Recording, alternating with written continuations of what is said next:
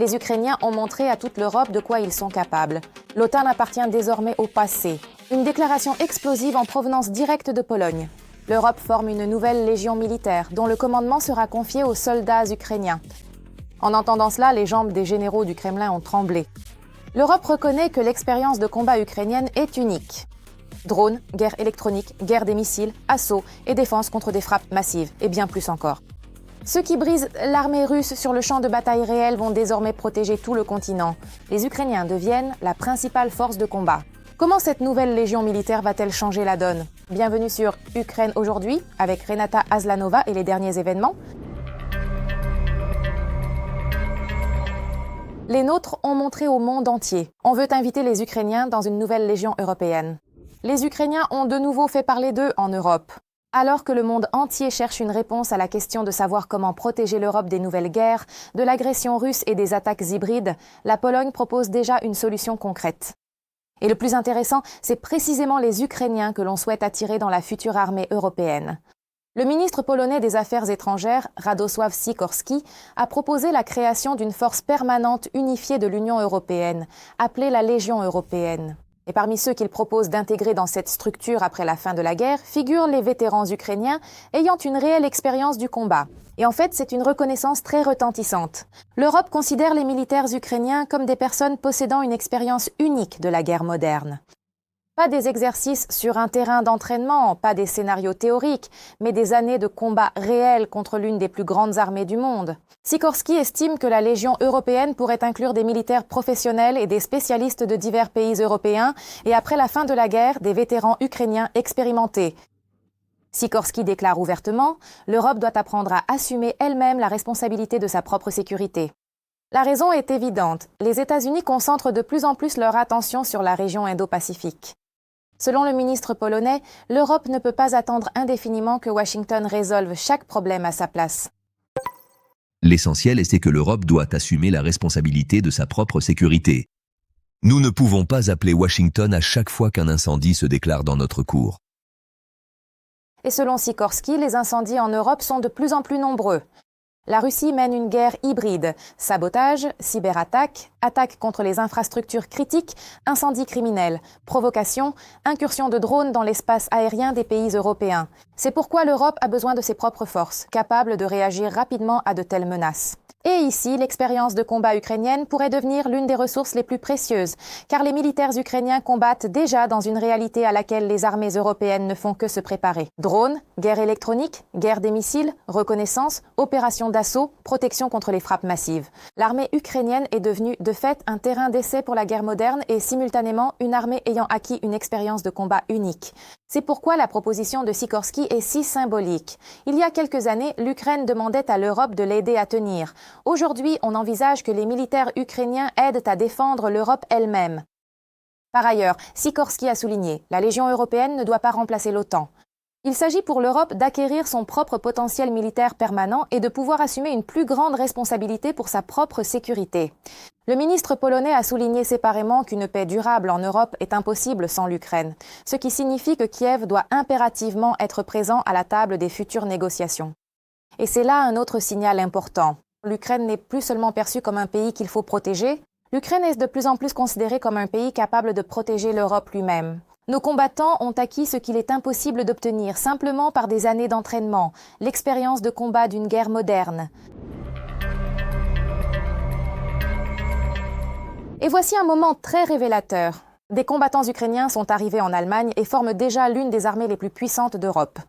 Les premiers instructeurs ukrainiens ayant une expérience réelle du combat sont arrivés en Allemagne pour former les militaires de la Bundeswehr. C'est ce qu'a déclaré l'inspecteur des forces terrestres allemandes. Et il y a ici un détail important. Ce sont précisément des militaires ukrainiens possédant une expérience pratique directe de la guerre moderne qui ont été invités en Allemagne. Leur mission principale est de montrer aux militaires allemands comment mener des opérations de combat dans des conditions où le champ de bataille est littéralement saturé de drones. Les instructeurs ukrainiens dispensent déjà des formations dans plusieurs écoles militaires des forces terrestres allemandes. Actuellement, les spécialistes ukrainiens dispensent des cours à l'école des troupes blindées, à l'école du génie et au centre de formation spécialisé des systèmes sans pilote. Dans les prochains jours, de tels groupes de spécialistes apparaîtront également à l'école d'artillerie. Les militaires ukrainiens, qui apprenaient eux-mêmes auprès de partenaires occidentaux il y a peu de temps encore, arrivent désormais en Allemagne en tant qu'instructeurs pour former l'armée allemande. Et la raison est simple. L'Ukraine mène quotidiennement une guerre dans laquelle les technologies changent littéralement sous nos yeux. Et maintenant, l'Allemagne invite déjà les militaires ukrainiens à former ses propres unités. En d'autres termes, l'expérience de combat ukrainienne ne devient pas seulement un objet d'admiration, elle devient une ressource militaire européenne. Poutine perd son atout. Alors que Moscou continue de menacer de nouvelles frappes de missiles, des processus capables de changer radicalement les règles du jeu sont déjà lancés en coulisses. Les partenaires se sont dressés comme un seul homme pour soutenir l'Ukraine. Ce qui semblait impossible il y a peu de temps encore devient progressivement une réalité aujourd'hui. Et si ce plan fonctionne, les missiles balistiques russes risquent de passer du statut d'arme de chantage principale à celui de jouet coûteux et presque inutile. Tous les détails dans le reportage. La balistique russe vit ses derniers jours. L'Ukraine est en train d'intégrer de fait sa défense avec celle de l'OTAN et de ses partenaires occidentaux en un mécanisme unique. Au Kremlin, on a passé des années à effrayer avec des missiles invincibles et maintenant, ils sont contraints d'observer la mise en place d'un véritable bouclier antimissile autour de l'Ukraine. Et plus cette unité se renforce, plus la panique résonne fort à Moscou. Le président Volodymyr Zelensky a eu un entretien téléphonique avec le secrétaire général de l'OTAN, Mark Rutte. Le sujet principal a été les frappes russes massives et la recherche de solutions devant renforcer définitivement la défense ukrainienne contre les attaques balistiques. Kiev et le siège de l'Alliance coordonnent leur travail avec les États disposant des missiles intercepteurs nécessaires et prêts à aider l'Ukraine. Il est important d'éliminer toute bureaucratie et de prendre les décisions politiques nécessaires.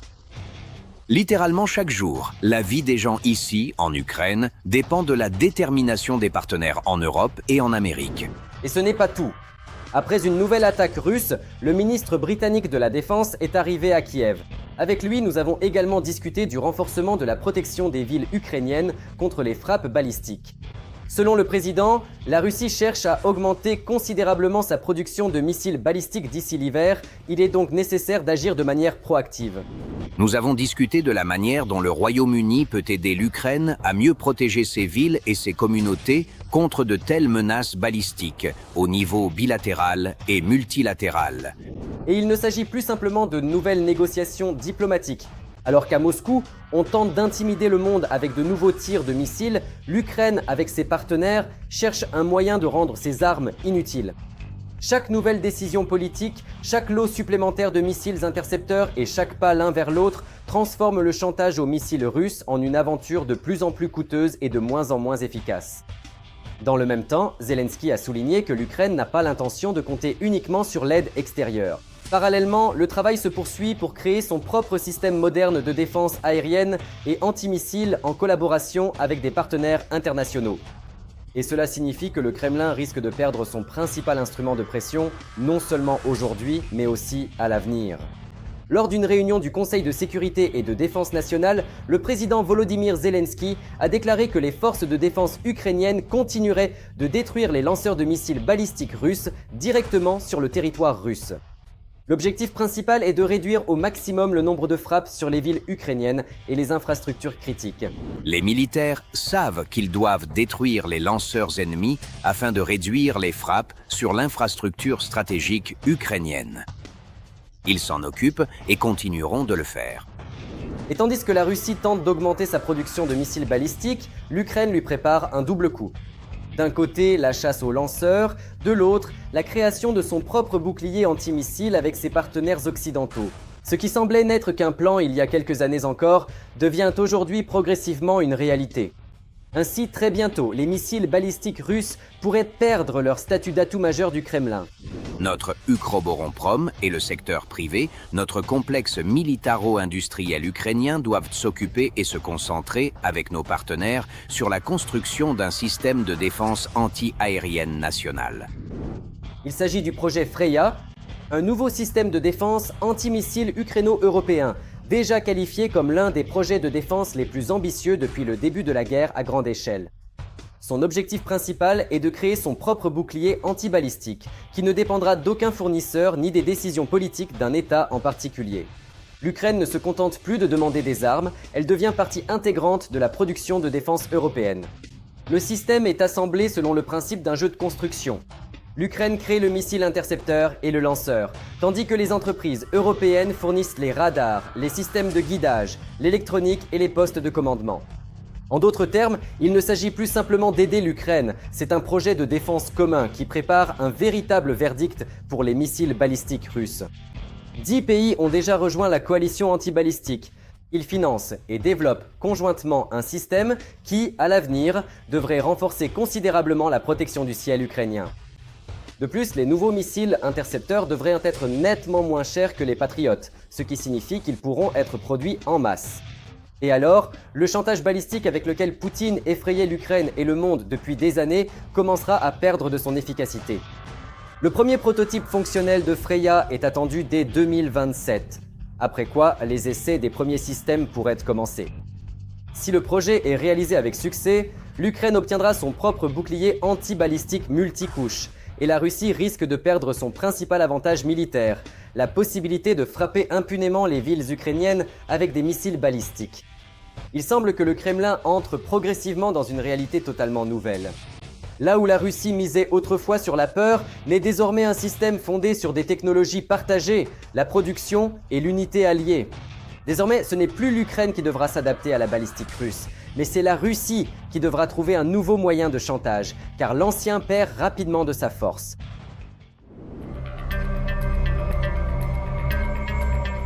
La fin de la menace balistique russe. L'Ukraine, en collaboration avec ses partenaires européens, développe un système capable de changer les règles de la guerre moderne et de mettre en péril les attaques balistiques russes. Pendant ce temps, les drones ukrainiens dépassent les frontières du pays, la production d'armes s'accélère rapidement et de nouveaux accords avec l'Europe et les États-Unis ouvrent un niveau de coopération en matière de défense totalement inédit. Pourquoi Moscou perd-elle de plus en plus sa capacité à stopper la percée militaro-industrielle ukrainienne? Et comment l'Ukraine est-elle en train de devenir progressivement l'un des principaux centres de technologie de défense en Europe? La suite dans ce reportage. C'est la fin pour les missiles russes. Alors que le Kremlin continue d'effrayer l'Ukraine avec ses missiles balistiques, Kiev prépare une solution qui pourrait ruiner toute cette stratégie d'intimidation de la Russie. L'Ukraine, en collaboration avec ses partenaires européens, crée son propre système de défense antimissile Freya, un projet qui est déjà qualifié comme l'un des plus ambitieux depuis le début de la guerre à grande échelle. Et si tout se déroule comme prévu, Moscou pourrait perdre son principal avantage, la possibilité de frapper impunément les villes ukrainiennes avec des missiles balistiques.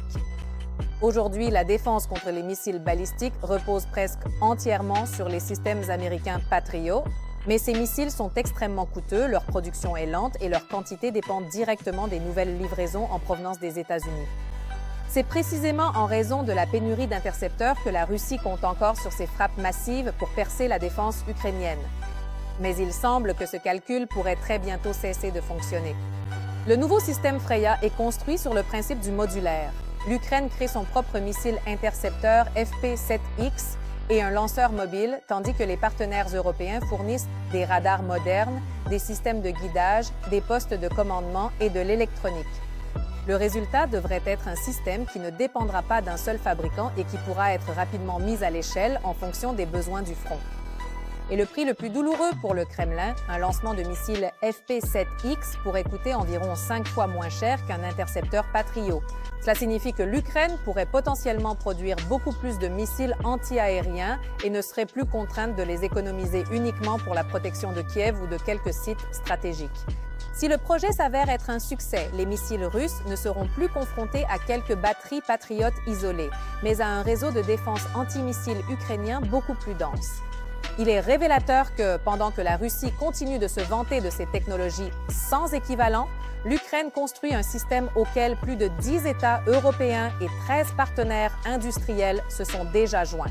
En réalité, il ne s'agit pas simplement de créer un nouveau système de défense antiaérienne, mais de façonner une nouvelle architecture européenne de défense antimissile, où des composants essentiels seront produits simultanément dans plusieurs pays. Et cela signifie que le Kremlin ne pourra plus compter sur le fait qu'il suffit de bloquer les approvisionnements en provenance d'une seule direction. Certes, il reste encore à franchir l'étape la plus complexe avant une mise en service complète. Le missile ukrainien a déjà effectué son premier vol d'essai contrôlé, mais il reste encore à intégrer tous les composants du système et à réaliser la première interception réelle d'une cible balistique. L'entreprise Firepoint espère y parvenir d'ici le milieu de l'année 2027. Si cela se produit, la Russie risque de perdre l'un de ses instruments de pression les plus dangereux sur l'Ukraine, le chantage balistique, que le Kremlin considérait depuis des années comme une arme pratiquement imparable. Et il semble que les technologies militaires ukrainiennes dépassent déjà largement les frontières de l'Ukraine elle-même. Alors que le Kremlin rêve de détruire la production ukrainienne avec des missiles et des drones, les pays européens, au contraire, commencent à transférer les développements de défense ukrainiens chez eux, afin que même les attaques massives de la Russie ne puissent plus arrêter leur production. C'est précisément une telle mesure que la Lituanie prépare dans le cadre de l'accord bilatéral Drone Deal. Vilnius prévoit de localiser la production de drones ukrainiens sur son territoire. Il ne s'agit pas simplement d'acheter des produits finis, mais d'une production à part entière de drones ukrainiens utilisant des technologies ukrainiennes et des investissements conjoints des deux États. Pour le Kremlin, c'est une très mauvaise nouvelle. Si auparavant la Russie pouvait espérer qu'en frappant les entreprises ukrainiennes, elle réussirait à ralentir la production de drones, cette logique commence désormais à s'effondrer. Le complexe militaro-industriel ukrainien dépasse en fait les frontières du pays et devient progressivement une partie de l'industrie de défense européenne. En Lituanie, on compte non seulement produire plus rapidement des drones ukrainiens, mais aussi y associer ses propres ingénieurs, intégrer des technologies ukrainiennes et accroître les capacités de production. De plus, plusieurs entreprises de défense ukrainiennes ont déjà reçu l'autorisation de commencer leurs activités dans le pays et les fabricants ukrainiens de drones testent activement leurs nouveaux développements sur les terrains d'entraînement lituaniens. Le complexe militaro-industriel ukrainien s'intègre de plus en plus profondément dans les systèmes de défense européens et américains, ce qui signifie que les possibilités pour le Kremlin de perturber les livraisons deviennent de plus en plus rares. Le président Volodymyr Zelensky l'a déclaré sans détour, annonçant que l'Ukraine étend considérablement la production conjointe d'armements occidentaux. Le travail se poursuit pour localiser en Ukraine les types d'armements occidentaux dont nous avons besoin. Il y aura une expansion significative dans ce domaine. Pour l'instant, sans entrer dans les détails, je remercie nos partenaires en Europe pour leur volonté de soutenir notre résilience à long terme, précisément par la localisation et la production conjointe d'armements. En fait, il s'agit d'un changement de donne à long terme. Si auparavant, l'Ukraine attendait principalement que ses partenaires lui fournissent du matériel prêt à l'emploi, désormais, de plus en plus d'armements modernes peuvent être produits directement en Ukraine ou en coopération avec des entreprises européennes. Cela signifie des livraisons plus rapides, des volumes plus importants et une dépendance nettement moindre vis-à-vis des décisions politiques ou d'une logistique internationale complexe. Le domaine de la défense anti-aérienne reste tout aussi important. Selon Zelensky, l'Ukraine poursuit des négociations actives avec les États-Unis et ses alliés européens concernant de nouveaux paquets de soutien. Nous travaillons avec la partie américaine et nos partenaires en Europe pour obtenir les paquets de soutien nécessaires à l'Ukraine. Ce n'est pas facile, mais nous comptons sur un résultat. Les missiles pour la défense anti-aérienne sont nécessaires dans nos lanceurs et non dans des entrepôts quelque part loin des menaces réelles. De plus, après les dernières négociations avec les États-Unis, les parties ont déjà convenu de nouveaux formats de coopération entre les entreprises ukrainiennes et les entreprises de défense américaines. Les détails ne sont pas encore divulgués, cependant, à Kiev, on dit clairement, cette interaction devrait renforcer considérablement l'armée ukrainienne. Si l'on ajoute à cela les nouvelles productions européennes, les projets conjoints de drones et le développement de notre propre défense antimissile, il devient évident que l'Ukraine passe progressivement d'un modèle de bénéficiaire d'aide à celui de l'un des principaux producteurs de technologies militaires modernes en Europe. Et c'est sans doute le signal principal pour Moscou. L'Ukraine ne se bat plus seule. Elle exporte progressivement non seulement des armes, mais aussi sa propre expérience au combat, ses technologies et sa production. Et cela signifie que même si le Kremlin continue d'essayer de détruire les usines ukrainiennes, les drones ukrainiens continueront tout de même à sortir des chaînes de montage, non seulement en Ukraine, mais aussi dans les pays européens.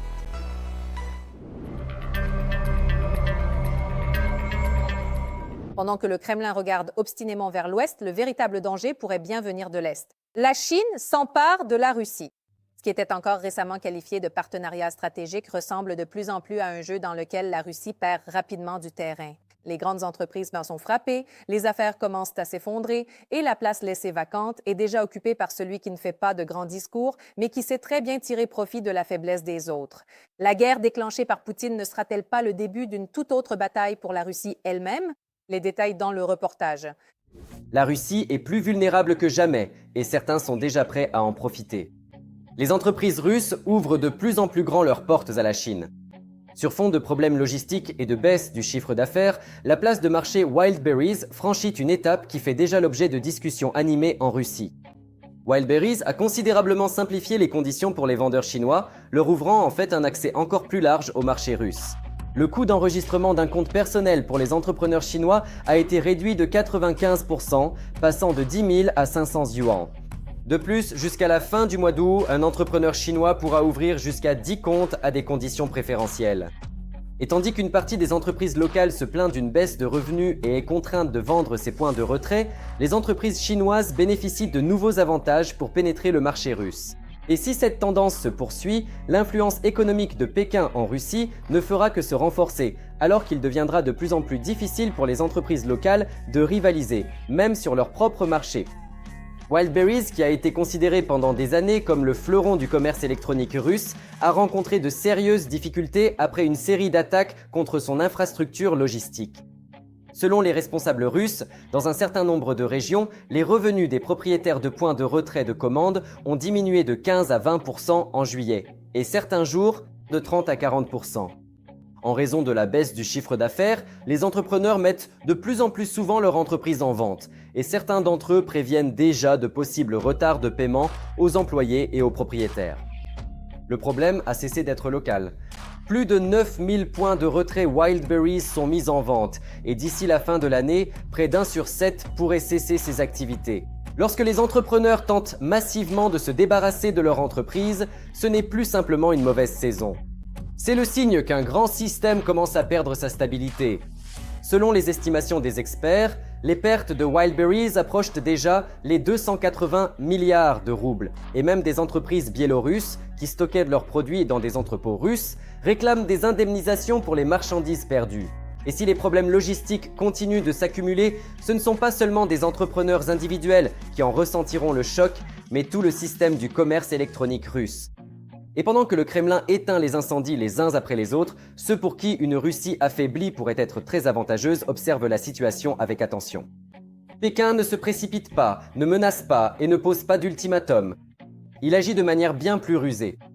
Pas à pas, il pénètre les régions russes par le biais d'investissements, de contrats à long terme, de l'extraction de ressources et des grandes entreprises. Et pendant que Poutine se concentre sur la guerre, c'est la Chine qui remporte le prix le plus précieux, une influence croissante sur l'Extrême-Orient et la Sibérie. Car pourquoi conquérir des territoires avec des chars si l'on peut progressivement les lier à soi par l'argent et des accords pluriannuels? Il semble que ce soit précisément ce scénario qui commence à se réaliser. Un exemple frappant est le gisement de charbon de Zashulanskoye en Transbaïkalie, qui est exploité conjointement par le groupe russe N+ Group et le groupe chinois Shenhua Group. Le projet est prévu pour près de 100 ans d'exploitation et les autorités russes lui accordent même des avantages fiscaux. En fin de compte, la Chine se garantit un accès stable à des matières premières stratégiques pour les décennies à venir, tandis que la Russie lie de plus en plus ses régions orientales au marché chinois. Dès 2027, il est prévu d'expédier environ 5 millions de tonnes de charbon par an vers la Chine depuis ce site. Pour cela, de nouvelles routes logistiques sont tracées à travers les forêts, à proximité des sources d'eau minérale et des zones protégées. On a l'impression que les questions environnementales sont passées au second plan et que la priorité absolue est devenue l'exportation de matières premières vers l'Empire du Milieu. Parallèlement, la Chine renforce sa présence économique dans d'autres régions également. Dans la région du lac Baïkal, l'infrastructure touristique destinée aux visiteurs chinois se développe activement. Les investisseurs injectent des fonds dans les hôtels et l'immobilier et les entreprises locales parlent de plus en plus d'une concurrence accrue. Dans l'ensemble, cela donne l'impression non pas d'une simple coopération, mais d'une expansion progressive de l'influence économique de Pékin sur l'extrême-orient russe. Dans ce contexte, des publications apparaissent dans l'espace informationnel chinois dont les auteurs discutent des conséquences possibles d'un affaiblissement hypothétique ou d'une crise interne en Russie. Ils spéculent sur l'avenir de l'Extrême-Orient et sur le rôle de la Chine dans cette région. Et certains articles qualifient les ressources de la Russie orientale d'actifs stratégiques qui ne devraient pas rester sans maître en cas de bouleversement majeur. Dans le même temps, en Chine même, on souligne que la voie la plus efficace n'est pas l'expansion militaire, mais l'infiltration économique à long terme. Les investissements, les projets d'infrastructure, les contrats pluriannuels et le renforcement de la dépendance financière peuvent, selon les auteurs, apporter beaucoup plus à Pékin que n'importe quelle opération de force. L'effondrement de la Russie, ce n'est pas une blague. Ce n'est qu'en se préparant minutieusement que l'on peut avancer sereinement. Ainsi, aujourd'hui, la Chine observe tranquillement la Russie sombrer dans les catastrophes et y voit étonnamment beaucoup de perspectives. Car même les Russes eux-mêmes sont enfin mécontents de leur gouvernement. La tragédie de Gelendzhik l'a démontré.